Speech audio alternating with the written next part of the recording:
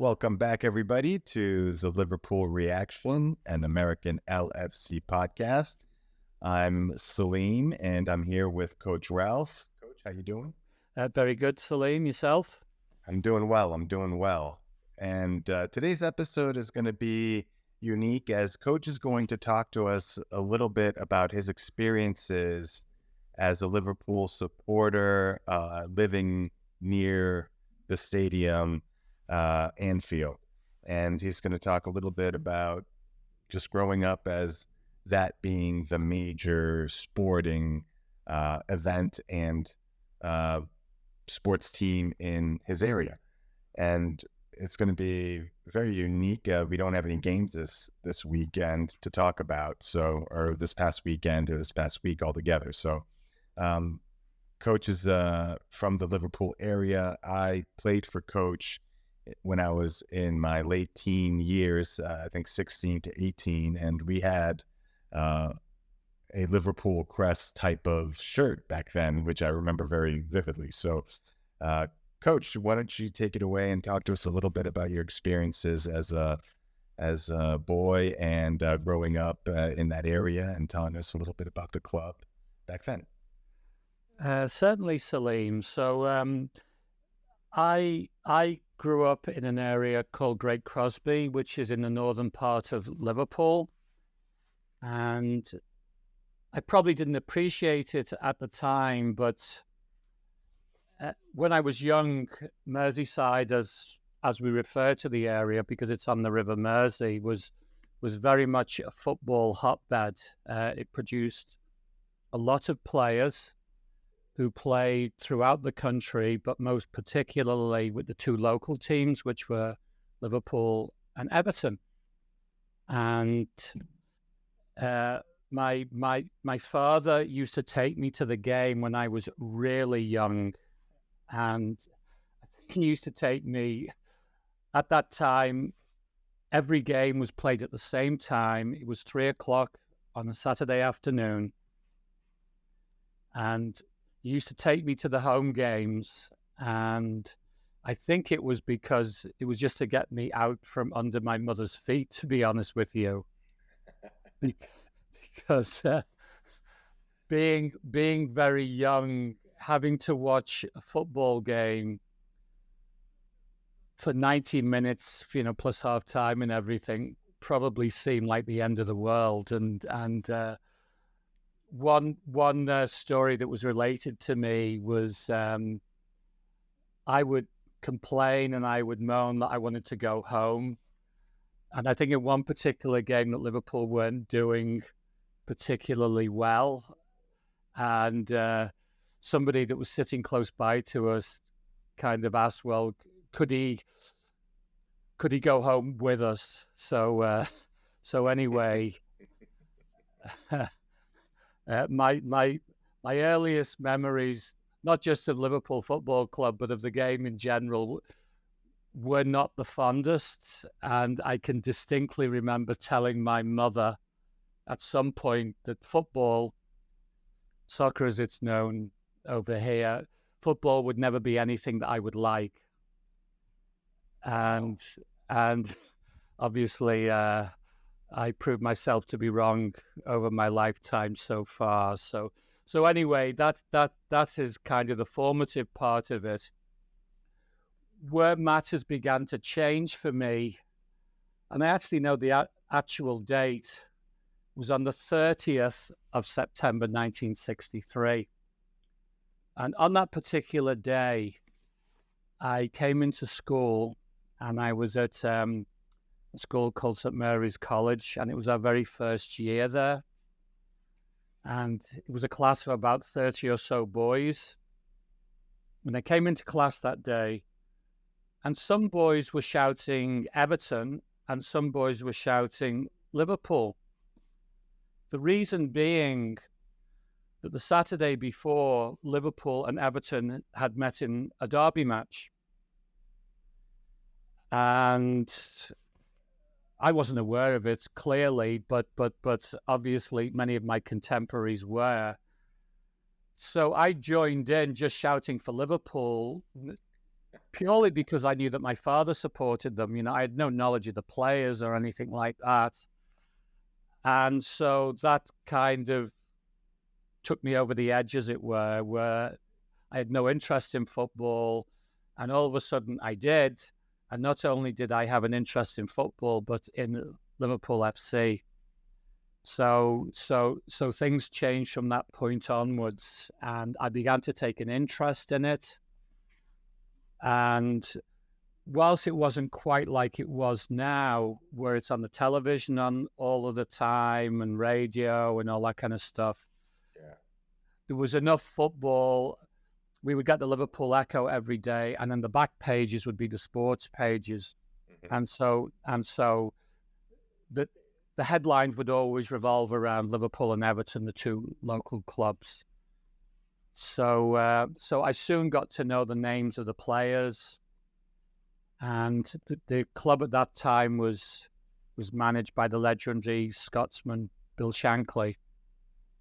And with the benefit of hindsight, we could see now what he was doing and where the club was at that particular point of their history. And really, it's where the modern history of Liverpool Football Club began.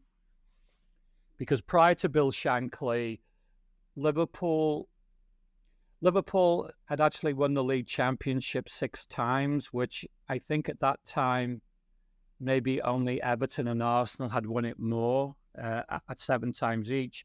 So they'd had their ups and downs, but they'd also won the league a good number of times at that period. And in fact, they'd only just come out of the 2nd division because they went down for a number of years. And that's when Shankly came along. He saw the potential for the club because, as I said earlier, it was a football hotbed with a very passionate support. And he began to build the club into what we know it as today. And so as I say, that's where the modern history of Liverpool Football Club really begins, with Bill Shankly. That's really interesting. When I was researching a little bit about the club, that they were 50 years with being in the top division, and then they had an 8-year span where they weren't in the top division, and that's when Shankly came in 59, I believe. Yeah. And had a 15-year run where he built the club, built the players, and really started the, I guess, maybe not started, but really got the rich history and that winning mentality ingrained in the club then. Correct. And I think Bill Shankly was the first manager, possibly at any club in England, really to tap into the fan base, because he realized, as I said earlier, that it was a very passionate fan base, and they'd been through a period in their history where they hadn't been doing so well. And it was in an era when Liverpool was still a great port, and it was also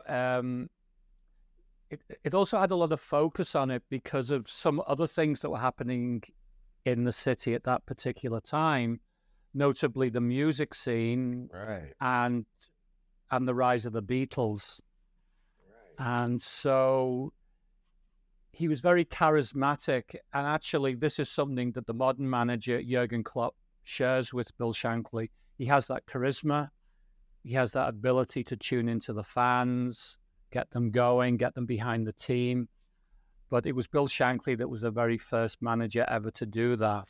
And there's a documentary that's on YouTube, because that particular season I started to follow them. They actually won the league championship that year.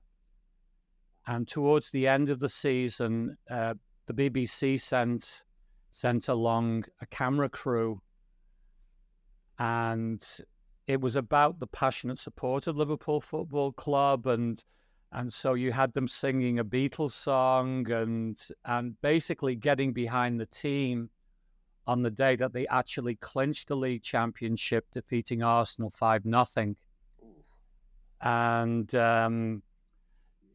yeah, it's quite an interesting documentary because the commentator from Panorama, he's kind of a very well-spoken fellow, and he compares the passion of the crowd to the troops and the Duke of Wellington back in the 19th century, and so it's quite amusing to watch all of this. Right. But yeah, this is when Liverpool really started to emerge into the club that it is today, and it's worth digging up that documentary online because it's fascinating. Yeah, what an interesting time to be there, along with the music scene that you just highlighted. I completely forgot about that. And then the club kind of really starts to bloom under Shankly. And I wanted to ask you a little bit about Anfield back then, and more specifically the "You'll Never Walk Alone" song. Was that being sung back then? That came in a couple of years after 1964, and it came via possibly the group that was number 2 to the Beatles on Merseyside. It was a group called Gerry and the Pacemakers. Mm-hmm. They also had success in this country, but they had several singles that came out that were big hits, and one of them was "You'll Never Walk Alone." Why the Anfield crowd adopted it, I don't have the specifics of that, but they did.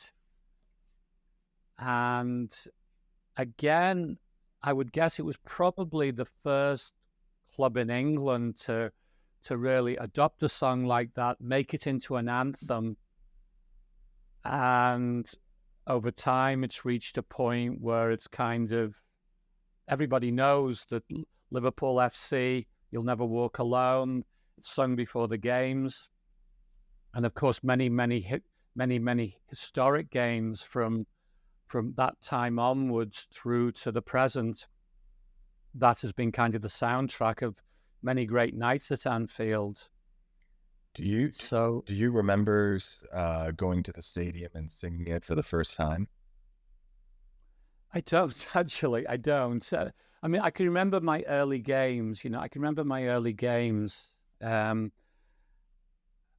possibly the most memorable game that I ever went to was in that era. And it was a year later. It was in 1965. And it was just after Liverpool won the FA Cup for the first time in their history. And at that particular point, whilst there was European competition was just in its early years, truly for English clubs at that time, there were only 2 things that they could win, and that was the League Championship and then the knockout tournament, which was the FA Cup. And whilst Liverpool was up at the top of the tree in terms of the number of times that they'd won the League Championship with neighbours Everton and Arsenal down in London, Liverpool had never won the FA Cup. And there was kind of a feeling at the time, would they ever win the FA Cup? And there was a strange legend at the time, which was a very famous building, which is on the River Mersey front there, the Liver building. And at the top of it, there are 2 towers, and at the top of each tower, there was a liver bird, which is the bird that's on the Liverpool crest. And the legend had it that Liverpool would never win the FA Cup until the liver bird fell off the Liver building. And I do remember my grandfather talking about this. And when they finally won the cup in 1965, the irony was that the Liver bird didn't fall off the Liver building, but it wasn't on the Liver building because they took it down to clean it. So my God. So yeah, it's kind of a quirky little tale, that. But anyway, there was that legend, and then they did win the FA Cup. The Liver birds went on the Liver building, but anyway, the point is that about 4 or 5 days later, they played in the European Cup semi-final at Anfield against Inter Milan. And Inter Milan at that time were the European champions, the World Club champions, and they were one of the first teams. Like, they had players from Brazil and Spain, plus many top Italian internationals as well. Right. So there was kind of a mystique about them, because at that particular point, you didn't really see the top teams playing on television that much. So there was an element of mystery to them. Mm-hmm.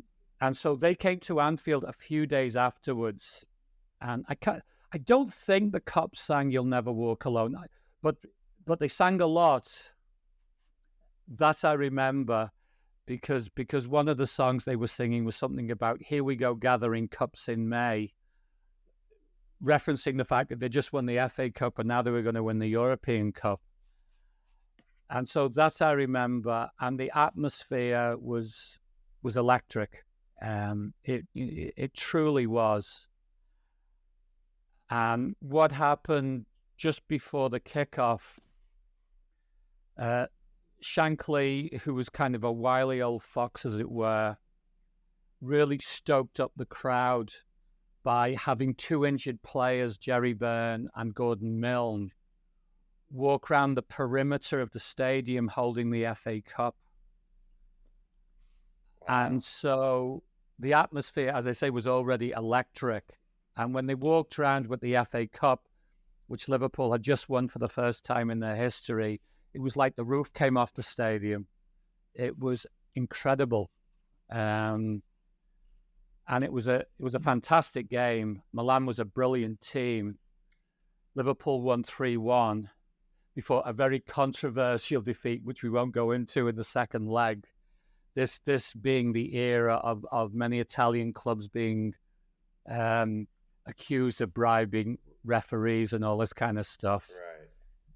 But yeah, I think I'll take that game to my grave. It was just an unbelievable experience to be there. And as I say, this was right at the start of Liverpool emerging into the club that they are today. So it was just a fantastic experience. And yeah, incredible game.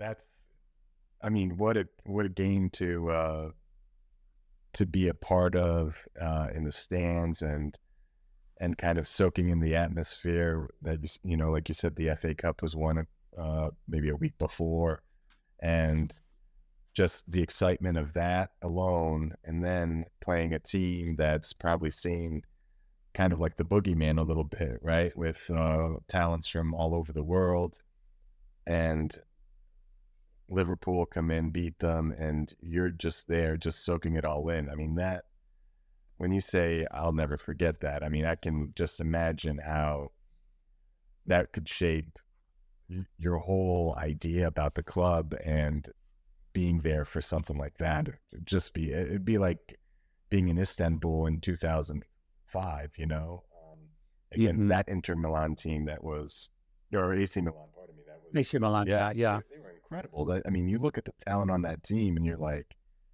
I mean, a lot of them are, you could consider world greats, you know, Maldini and Shevchenko, Kaká. I mean, that Seedorf. I mean, that team was loaded. And it's very interesting how you got that experience right off the bat.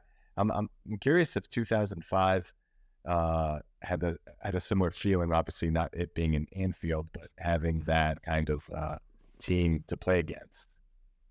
Right. Yeah, I think it did. I think one thing that we as Liverpool fans are very, very fortunate for, we've had our share of success. We've had a few downs along the way, but we seem to have these games that crop up from time to time, which are, the only way that I can put it is beyond belief. Yeah. Many of them have been in Europe. So even before Istanbul, there was Saint Etienne back in the 70s. There was the European Cup final when we went to Rome, when Liverpool went to Rome and had to play them on their home field in the final, and they won in a penalty shootout. and Istanbul, Barcelona a few years ago. These recurring games, which to use a cliche, but maybe one that's appropriate, is that they're quite iconic games. Yeah, I would include the Borussia Dortmund Europa League game. Oh, Borussia Dortmund was another one. So yes, Liverpool just has a history of these games, and so when things aren't going quite so well, and I hear fellow fans complaining and everything, I like to remind them that we've been very fortunate to have some of these games, which are just games that are, as I say, iconic within the history of the game, not just Liverpool Football Club. Yeah. So yes, yeah. I mean, the Inter Milan template, as it were, I think has been repeated many times in the club's history since. Yeah, it has. What were some of the players back then that you really liked to watch, and who were kind of the main stars of the team back then? Possibly my favourite was a little Scottish centre forward called Ian St. John. And St. John, he was only 5'7" tall, so he wasn't big. He was incredible in the air. He just had the timing, and he was just a great centre forward. And in later years, they played him a bit deeper, which in a funny way, when you look back, he was kind of, in a sense, a false nine. Interesting. Just to use the modern terminology, I mean, like tactically, the game was nothing like it is now. But St. John had the ability to drop back a little bit, and then he would play passes through to other players. Alongside him was a player called Roger Hunt, who actually played on the 1966 England World Cup winning team. And Hunt was always the top goal scorer, and I think in the history of the club, I think only Ian Rush has surpassed him in terms of the number of goals. And Hunt basically was a finisher. And St. John actually scored his fair number of goals. But he was also a player that could set up Hunt. And also they had two wide wingers at the time. On one side, they had Ian Callaghan, who within the history of the club has played the most games. And later on in the 70s, he dropped back into a more midfield role as the tactics of the game began to change. And over on the left side of the field, they had Peter Thompson. And Thompson was a classic old-fashioned winger where he would hug the sideline. He had great technical ability. And basically, they would give it to Thompson, and then Thompson's job was to take on the fullback or take on as many defenders as he could.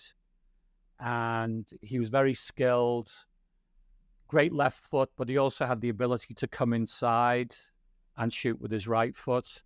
But he was a classic old-fashioned winger. Yeah, get to the byline and cross it kind of thing. Get to the byline and cross it, but he also probably within the England game at that time, he inherited from greats like Stanley Matthews. He was the guy they would give him the ball, say, right, take on the fullback, take on the defenders, beat them, cross, go to goal, whatever. Yeah. So it was a good team. It was a very good team. Strong backbone.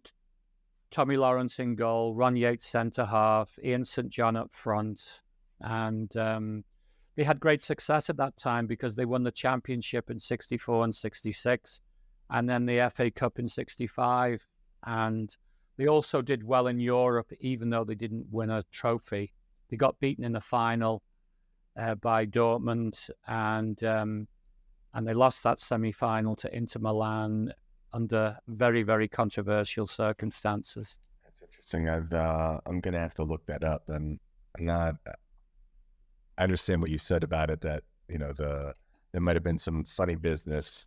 That I've never. Well, one of the goals was the Liverpool goalkeeper had the ball in his hands and about to take a goal kick, and then the Inter Milan centre forward Piero came behind him, kicked the ball out of his hands, and scored. So yeah, that was the kind of match it was. So anyway. Yeah. Okay. As you fast forward to the Paisley years, were you there during that time as well? Well, at that time, I was a university student, and so when I would come home, I would watch games. So I was starting to follow the game from afar. Football had grown a little bit in terms of there was some football on television, very little live though. It was only really the FA Cup final and the England-Scotland game at that time, some of the European games, usually the finals. So so the big thing was Saturday night was match of the day. And then Sunday afternoon, ITV would show some highlights as well. But at that time, would only be a couple of games would be shown on television. It's certainly not like it is now, where every game is recorded for potential showing on TV. Right. But the game began to change a little bit in the sense of I think Liverpool was maybe the first team that started to dominate over a period of time. It's a little bit, how can I put it? The game wasn't the same financially like it is now. I'm sure that in that era that Liverpool was one of the wealthier clubs, but it was still an era where you had things like in 1977, 78, Nottingham Forest came out of the second division and the following season won the league. I mean, like that would never happen now, right? because the teams that come out of the championship can barely stay in the Premier League because of the financial disparities between clubs.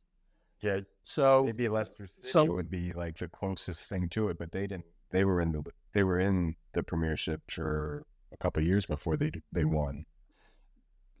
Leicester would be the closest, and I think that a very unique set of circumstances happened that year. All the clubs now are rich, relatively speaking, if you compare the English league to, say, the other domestic leagues of European countries. But right at the top of the tree now, I mean, like there's the big six, as they call them, of which Liverpool are one. Yeah, it used to be just the big four. I think it was more in the 80s that you started to see a little bit of a gap started. Actually, it was five. It was Liverpool, Everton, Manchester United, Arsenal, and Spurs. And so they were probably wealthier than the other clubs at the time, but the disparity was nothing like it is now. Because, I mean, like you would get teams like Derby winning the league, as I say, Nottingham Forest, Aston Villa, Leeds United. But Liverpool were the most successful club of that era. And then Everton had a purple patch themselves in the 80s as well. It's interesting when I was researching this stuff that I forgot the founder of the club, what his name was, but John Holding, yes, I think it was. And that he had rented Anfield, the stadium, to Everton. And so Everton actually played at Anfield before Liverpool was even formed. And that they did, that he raised their rent to play there, and they said no, thank you. And that's when they went to Goodison Park, and that's when he decided to start his own football club. Yeah, so just a city. yeah. And the irony is that at first he wanted to call it Everton as well. I think he applied to the Football Association as Everton Athletic. And they wouldn't accept it. And actually, the first couple of years, Liverpool had the uniform was light blue and white hearts, right. like Blackburn Rovers. Right. And that was before. I think it was a couple of years later that they changed to red, and then on Merseyside we have the Reds and the Blues. So that's where that began. So interesting. And Coach, back then, you mentioned a couple of your favorite players and a couple of players and their positions with the wingers and getting to the byline. Is there and then you mentioned kind of the game shifted a little bit. What were some things like tactically that stood out to you back then compared to say now?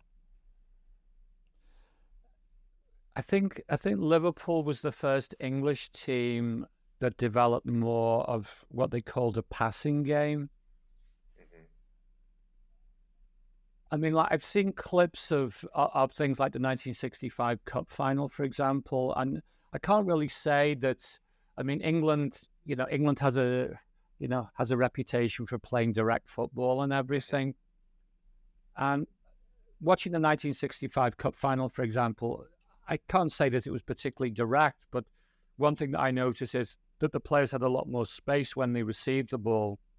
The marking wasn't as tight. Mm-hmm. And then I understand that in the early 70s, they were eliminated in the early rounds of the European Cup. And I think the Yugoslavian team might have been Partizan Belgrade. I'm not entirely sure about that. Mm-hmm. And this was after Bob Paisley had taken over the team. And he made the decision that Liverpool was going to change their game and work more on possessing the ball more. And obviously they had a lot of good players. I don't think the training, I mean, like we used to go and watch the training sometimes because you could in those days. And actually, I'm referring to it a bit earlier than that. It was more like the 60s when I was still a kid. So I can't say that I ever went to watch Paisley's team train. But I believe that the bulk of their sessions was just small-sided games where they were encouraged to hold the ball, possess it, work it around the field. If they couldn't go forward, go backwards, go sideways, whatever. Right. And that was a key part of their domination of the English game. And was also successful in Europe as well because they started to win the European Cup. I mean, I was there in '78 when they beat Bruges in the final at Wembley Stadium. And I mean, it's Liverpool dominated at that time, but they weren't winning everything, as I said earlier. Right. They weren't winning every single trophy. It's funny just hearing the names of these clubs that were in cup finals. You mentioned Bruges, Nottingham. I think Luton Town was pretty good back then too, as well, right?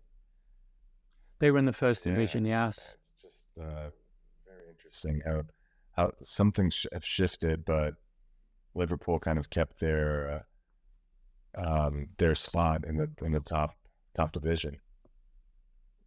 Yeah, I think people forget that. I mean, because even though there was the period of 30 years between the league championships, which in their entire history is the longest run without winning the league, dating all the way back to 1892.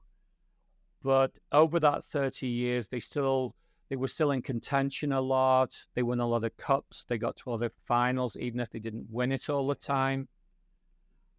And I mean, in my lifetime, the lowest that Liverpool has ever finished in the league is 8th. Yeah. And that's a pretty incredible record because you look at all the other teams. I mean, obviously Manchester City, which is the most successful team in this era, they'd be down to the 3rd division. Manchester United have been relegated in that time. And Arsenal have always been in the top division. I mean, but they have finished towards the bottom of the division. So to always be that consistent and finish in the top 8 is some record because it dates all the way back to 1963. Yeah. which is the first season after they came out of the second tier. It isn't. Yeah, that is pretty incredible, and it kind of reminds me a little bit of how Arsenal was a little bit, I don't know, wanted more when Arsene Wenger was there, and every year, I mean, you could just write it in. Arsenal will finish in the top four, like every year with him as coach, and the Arsenal fans started getting a little bit upset about that. We want to win it. We want to win it. And they removed him. It's like, oh man, yeah. I don't know if that's a wise decision, but it's kind of very similar to that Liverpool just stayed consistent. Yeah, and the 8th place was relatively recently, wasn't it? I mean, was it under Klopp or was it under Rodgers? I think it was under Rodgers. I have a feeling the first season under Klopp was 6th or 7th. Yeah. But that was halfway through the season that he took over. So that was probably a factor. Right. The actual stands at Anfield when you used to go as a boy. Have you been recently? And I don't know. Oh yeah. What are the differences that kind of stand out? Oh, yeah. You can't compare them to how it used to be. I mean, when I used to go, the Kop, which at the time was standing only, and I believe it was like 25,000 people. And they were all crammed into the section. And then when a goal was scored, the crowd would all fall down. And I mean, people were fainting all the time. And what they used to do was they would put them over their heads and then pass them all the way down. And then the St. John's ambulance people would be pitch side, and then they would cart them away. Oh my God. And I mean, like they couldn't go to the bathroom or anything, like they used to roll up a program and that's how they would relieve themselves. And another thing that was funny was the top corner of the Kop was called the boys' pen. I never went in the boys' pen, but I don't know what the age limit were, but obviously it was for boys. And one thing that was funny was that you'd hear the Kop sing a song, and then they would finish, and then the boys' pen would be singing it as well, and so you get a few bars of the boys' pen singing the same song, and it was kind of like an echo. And very, very different to how it is now, because of course Anfield is all seater. I mean, since I've been there, like they've developed in the last year the Anfield Road ends, so now I believe the capacity is about 60,000. So it's very, very different, very different. But in a way, well, it's not in a way. I'm glad that they decided in the end not to build a new stadium, because they were talking about that under the first American ownership. Right. And they had plans set up and all this kind of stuff, and didn't work out. So FSG came in and basically did what they did with Fenway Park here in Boston, which was to redevelop it. And so when I was there, it was about a year ago. Actually, it was just over a year ago that I was last at Anfield, and I think back to how it used to be. I mean, like, you might get a cup of tea and a pie before the game, and there was very little choice about what you could get there. It was kind of tea. I think they had beer. I was too young for beer then. And you get a pie. There's a drink in England called Bovril, which is kind of a beefy, brothy type drink. You can get that. And I think you can get Marmite, which is kind of a spread, which I can't remember what they put it on. Certainly wasn't toast, but it was kind of very basic. And you go there now, and it's It's like going to the mall with all the different choices of food that you can get. So yeah, it's a different world, totally different world now compared to how it used to be. That's pretty interesting to see, that you got to see kind of the game modernize and the whole area kind of being redeveloped. And it's probably good that FSG took over, because Fenway Park is an iconic baseball stadium. And the fact that they understood how to redevelop that. And then I'd imagine going to a game as, one of their first games when they went to Anfield and heard the crowd and kind of looked around and, researched the history. They probably said, hey, we have to do the same thing we did at Fenway here. I mean, it's the stadium is, I always, whenever I watch the games and it's at Anfield, I mean, the volume is up, and it's not necessarily to hear the commentators or anything, it's to hear the stadium. So the big games, it's, it can be overwhelming.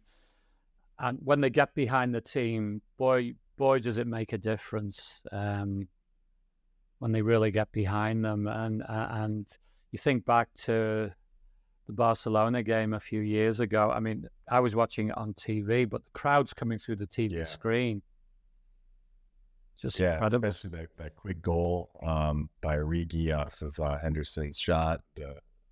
I mean, that was best case scenario right there. To get a quick one, kind of get people believing, and that was something else. I mean, that was just It gives you goosebumps just to think about it, really, as a supporter, and to have watched that game too. I remember watching that game live too, and I mean, I watched it with no expectations. And the truth of the matter is, they played pretty good in the first leg. It just, Messi had that incredible free kick, and the score was 3-0, but Liverpool played pretty well in the first leg in Barcelona. But very well, very well. I mean, I didn't think that the scoreline was really a reflection of the game, but things like that's happen in football and what have you. So they were 3 down, and then of course they were missing Salah and Firmino that night as well, which is what people forget. And Salah had the never give up shirt on. I remember there's a shirt, never give up on it, and you would have thought, I mean, for sure, it's a done deal, but that stadium and those fans really, like you said, when they get behind them, it's another level. And even a lot of former players talk about how it feels like there's 15 of them running around on the field when the stadium gets rocking like that. Mm-hmm. The tactics from back then, Coach, is there anything that kind of, like, you mentioned the possession game that was kind of developed, but prior to that, you mentioned it was pretty direct. And like, how direct are we talking? Are we talking just?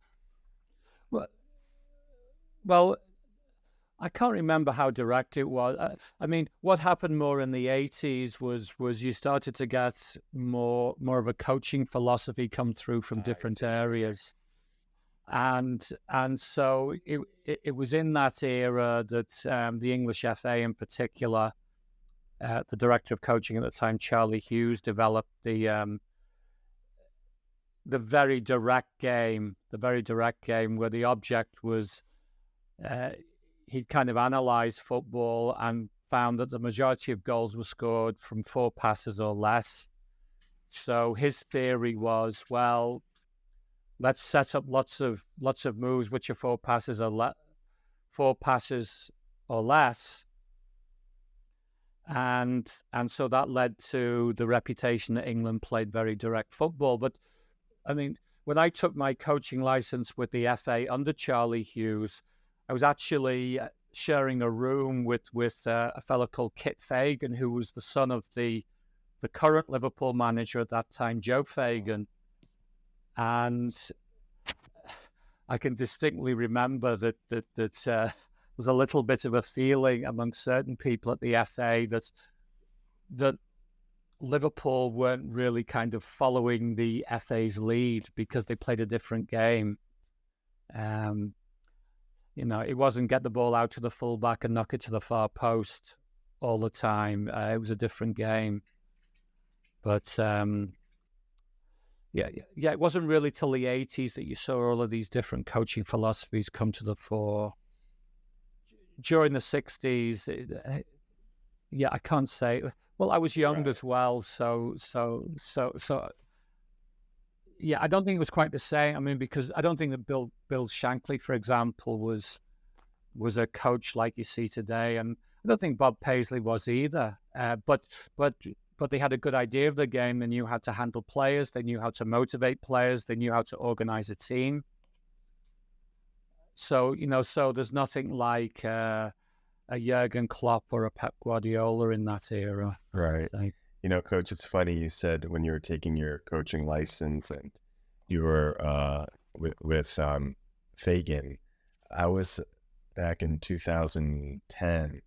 I was helping the Tampa Bay Rowdies with doing video work and breaking down film, and that was under Paul Dalglish, Kenny's son. Oh yes, yeah. Exactly. So I got to spend some time with him, and he told me some stories about his father, and when they'd go out to dinner, he would always take off his shoes, and they would steal his shoes and run around the restaurant. Pretty funny.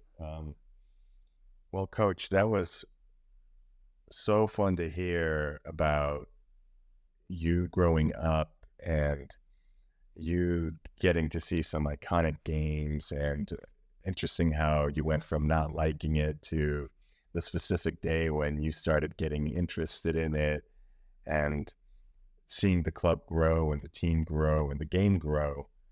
Very, very interesting. So thank you for sharing all that with us. Oh, you're very welcome. And oh gosh, I've got many memories of games, past and present. Yeah, we'll definitely do a podcast about some iconic games that maybe you've seen live, and obviously we've mentioned it several times, the iconic games here. Maybe we can kind of watch those over and break them down. But yeah, that'll be fun. Well, thanks again, Coach, and thank you everybody for listening. We hope you enjoyed a little history lesson and a little bit about Liverpool in the earlier days, and Coach got to watch them and go to Anfield.